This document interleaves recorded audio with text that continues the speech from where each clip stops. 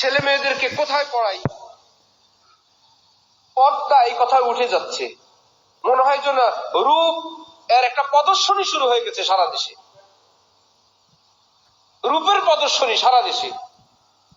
ছেলেরা ছেলেদের মতন, নারীরা নারীদের মতন, কে কার থেকে রূপের বাহার পর পুরুষকে দেখাবে। মনে হয় যেন একটা মহড়া শুরু হয়ে গেছে। আশ্চর্য কার জন্য?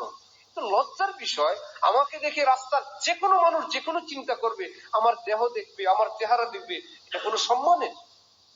আজকে মুসলিম সমাজকে যদি পড়ানো হইতো যে আন-নাজির ওয়াল মনজুর, লান আল্লাহুন নাজির ওয়াল মনজুর ইলাই, নবীজি বলছেন যেই পুরুষ ভিন নারীর প্রতি কুদৃষ্টি করে, যেই নারী নিজেকে কুদৃষ্টির অথবা পর পুরুষ দেখার মতন সুযোগ তৈরি করে ওপেন করে দেয়, নবীজি বলছেন খোদা লানত করুক উভয়টার উপরে। আপনি যত বড় হাজী সাহেব হন, নবীজির এই লানত কি করবেন? নবীজি তো বলছেন যে দেখে কিংবা যে দেখার সুযোগ করে দেয়, আপনি কলেজে পাঠায় যদি আপনি সুযোগ দেন, আপনার উপরেও পড়বে। আর যে নিজে মেয়ে নারী নিজেকে সুযোগ